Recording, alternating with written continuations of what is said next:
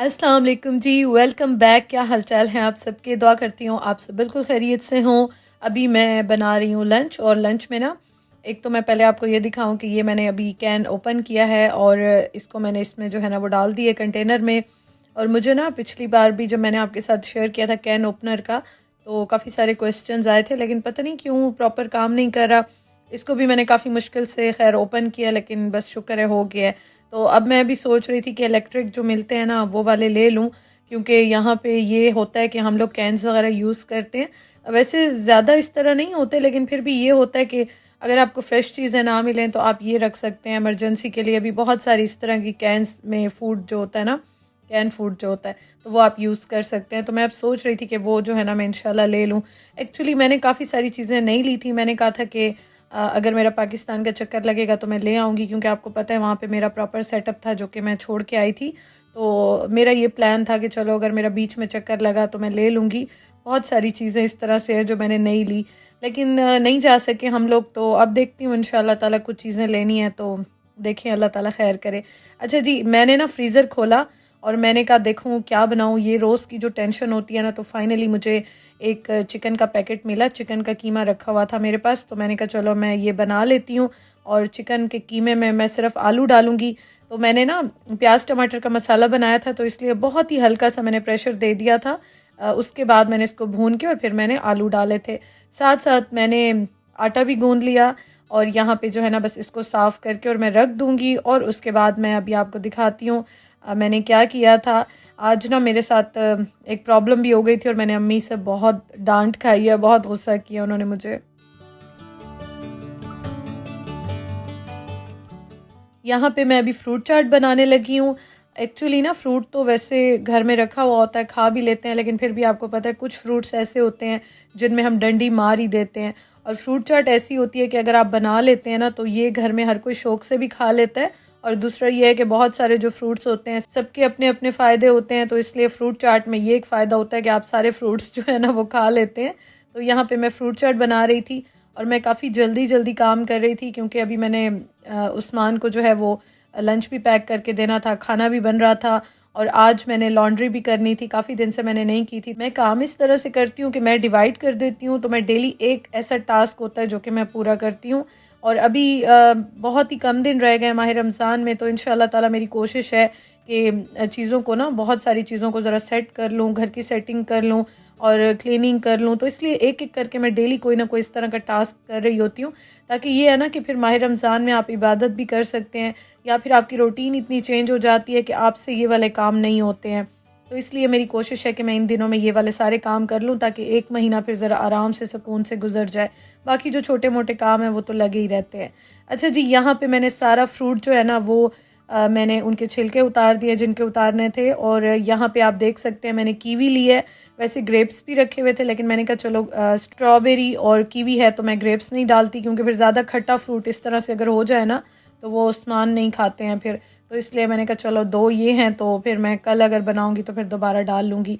और यहाँ पे आप देख सकते हैं मेरा जो ये चॉपर है इसमें मैं डाल के और फ़ौरन से बना लेती हूँ। और पाकिस्तान में भी मैं इस तरह से, मेरे पास ये था तो बहुत ही जल्दी बन जाते हैं। माह रमज़ान में इस तरह से फ्रूट चाट बड़ी जल्दी बन जाती है, बड़ा फ़ायदा हो जाता है आपको। देखें आप, बस झटपट से मैंने बना लिया है। और इसके बाद बस ऑरेंजेस मैं इस तरह से हमेशा डालती हूँ, ये मैं इसमें नहीं डालती हूँ। और उसके बाद जो मैंने ऑरेंज काट के रखा है तो इसका मैं जूस डाल दूँगी। तो बस ये यहाँ पे जल्दी जल्दी से रेडी हो जाएगी। और इसके बाद इसमें मैं थोड़ा सा नमक डालती हूँ, थोड़ा सा चाट मसाला, और भी बहुत ही थोड़ी सी चीनी डालती हूँ।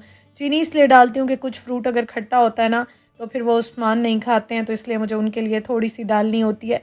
बहुत ज़्यादा मीठा नहीं करती, लेकिन ये होता है कि ज़रा बैलेंस हो जाता है। साथ साथ मैं खाना भी देख रही थी, साथ साथ मैं ये भी बना रही थी।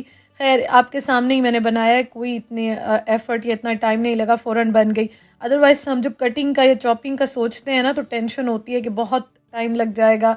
लेकिन ये है कि आपको ये जो गैजेट्स होते हैं, अप्लाइंसेस होते हैं, तो इनका फ़ायदा हो जाता है। तो ये देखें जी, बस चाट मसाला मैं बहुत कम डालती हूँ, क्योंकि वो ज़्यादा नहीं खाते हैं। और मेरी कोशिश यही होती है कि मैं इस तरह से बनाऊँ कि हम दोनों शौक से खा लें। तो ये देखें जी, ये हो गई है रेडी। और बस इसके बाद मैं अभी कीमा जो है उसको भी फ़ाइनल कर लूँगी। प्रेशर दे के इसको मैंने अच्छी तरह से भून लिया था। वैसे तो ना भी दें चिकन के कीमे को ज़रूरत नहीं होती, लेकिन हम प्याज टमाटर जब डालते हैं ना तो इस तरह से आप हल्का सा प्रेशर देते हैं तो ये बड़ा जल्दी बन जाता है। तो यहाँ पे अब आलू डाल के और इसको मैं थोड़ा सा भून के और फिर इसमें जो है मैं हरी मिर्चें और धनिया डाल दूँगी, और साथ साथ फिर मैंने रोटी भी बना ली थी। इस टाइम ना मैं इतना जल्दी जल्दी काम कर रही होती हूँ कि बस मुझे ये होता है कि मैं टाइम पे जो है ना वो रेडी कर लूँ। यहाँ पे एक ये चीज़ होती है कि आप जब जॉब्स करते हैं या आप कहीं पे भी जाते हैं, आपकी कोई भी अपॉइंटमेंट्स होती हैं, कुछ भी कमिटमेंट्स होती हैं, यहाँ पे आपको टाइम से पहले जाना होता है। अदरवाइज़ एक तो माइंड बहुत किया जाता है, अच्छा नहीं समझा जाता, तो इसलिए मेरी कोशिश होती है कि मैं टाइम पे सब कुछ कर लूँ। तो खैर सारे काम शाम हो गए, उस्मान को मैंने लंच दे दिया। उसके बाद मैंने ये वाले सारे कैबिनेट्स जो है ना किचन के, बाकी तो किचन मेरा इतना बड़ा नहीं है लेकिन थोड़े थोड़े करके मैं सेट कर रही हूँ। तो आज जो ये वाला कैबिनेट है ना, इसको मैंने सारी चीज़ों को बाहर निकाल के और इसको मैंने प्रॉपर क्लीन किया, क्योंकि पानी भी थोड़ा बहुत गिरता है, निशान हो जाते हैं और फिर स्मेल भी आती है। तो ये सारे काम जो है ना मैं कर रही थी यहाँ पे, और साथ साथ मैंने फिर लॉन्ड्री भी शुरू कर दी। आज मैंने वॉशिंग मशीन भी सारी साफ़ की। मेरी जो वॉशिंग मशीन है ना, अभी मैं आपको दिखाती हूँ, उसका भी मैं आपको बताती हूँ। तो ये कपड़े मैंने सारे घर से इकट्ठे किए, और जो बेडशीट्स हैं और डुए कवर्स हैं ये भी मैंने चेंज किए थे, तो इनको भी मैंने वॉश करना था। तो मैंने कहा चलो मैं देखती हूँ आज क्या क्या वॉश करना है, उसी हिसाब से फिर मैं स्टार्ट करती हूँ। वॉशिंग मशीन को आपको मैं बता रही थी कि इसमें एक ये प्रॉब्लम है कि जब ये हम इस घर में आए थे ना, तो एक तो इसका डोर बहुत ही ज़ोर से बंद करके और बार बार बंद कर फिर वो ऑन होती है मशीन। उसके अलावा थोड़ा सा जंग लगा हुआ था, जो कि अब टाइम के साथ साथ जो मैं यूज़ कर रही हूँ ना, थोड़ा सा ज़रा ज़्यादा होता जा रहा है। तो मैंने फ़िलहाल इस पर टेप्स लगा के और इसको मैंने ऊपर से तो पेंट किया था, लेकिन अब मैं सोच रही हूँ कि मैं एक बार पेंट मंगवा लूँ तो इसको भी मैं कर लूँ। उसके साथ जो चूल्हा है ना, हमारा स्टोव है, उसको भी मैं कर लूँ। लेकिन अब मैं सोच रही थी कि मैं प्रॉपर मंगवाऊंगी। पहले भी एक बार मैं कर चुकी हूँ तो वो सही नहीं था, जिसकी वजह से काफ़ी प्रॉब्लम हो गई। तो वो ठीक होने के बजाय ना चीज़ ख़राब हो जाती है। तो ये मैंने मशीन सारी साफ़ की। टेप्स मैंने सिर्फ जंग के लिए लगाई हुई हैं, या ऊपर से पानी ना गिरे और मज़ीद ख़राब ना हो। तो ये थोड़ा सा जो है ना वो है प्रॉब्लम। और डिह्यूमिडिफायर लगा दिया, बस मैंने नीचे मोप लगाना था, बाकी जो है ना वो सारे काम हो गए। कपड़े वॉश हो रहे थे तो मैंने कहा इतने तक ना मैं चाय पी लेती हूँ बैठ के। अच्छा, मैंने आपको बताया था आज मुझे अम्मी से बहुत डांट पड़ी है, क्योंकि मेरा इतना बुरा आज दोबारा से बाजू जल गया है। और मैं ज़्यादा स्वेटर्स या वूल या ये चीज़ें किचन में इसलिए नहीं पहनती हूँ क्योंकि मुझे बहुत ज़्यादा वूल से और कुछ स्टफ़ से ना एलर्जी है। और जब वो हीट लगती है ना, जैसी हीट लगती है तो वो मुझे एलर्जी शुरू हो जाती है, ईचिंग होती है और रैशेस पड़ जाते हैं और बहुत प्रॉब्लम होता है मुझे। पाकिस्तान में मैं गई थी डर्मेटोलॉजिस्ट के पास, स्किन स्पेशलिस्ट के पास भी, तो उन्होंने मुझे बताया था कि हर इंसान को कोई ना कोई एलर्जी होती है, तो आपको स्किन की इन चीज़ों से एलर्जी है। तो इसलिए मैं ज़्यादातर इस तरह के गर्म कपड़े या कपड़े जो है ना बाजू पे नहीं रखती, क्योंकि मुझे उससे होता है थोड़ा प्रॉब्लम। और स्पेशली फिर ये होता है आप चूल्हे के करीब हो, हीटिंग ऑन हो, तो ये थोड़ा सा ना मुझे इशू होता है। तो आज मेरा बाजू इतना बुरा दोबारा जल गया और मैं बस रोने वाली हो रही थी। काम भी साथ साथ कर रही थी क्योंकि काम मुझे कंप्लीट करने हैं, अब वो तो आपको पता है करने ही करने होते हैं। अच्छा, ये क्रीम ना बहुत अच्छी है, स्पेशली मेरे वाला हाल हो आपका ना, तो ये बहुत अच्छी है, आप ज़रूर घर में रखें। और फिर अम्मी ने मुझे इतना डांटा कि तुम 10 जगह से अपना बाजू और हाथ जला चुकी हो, तुमने अपना हशर कर दिया ख़राब।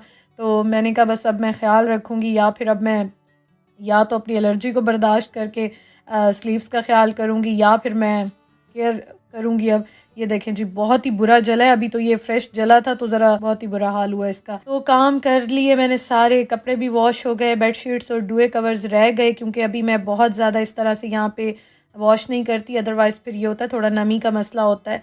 तो डिह्यूमिडिफायर ऑन कर लिया है, बस जी सारे काम हो गए। अब मैं आराम से बैठ के सुकून से खाना खाऊंगी।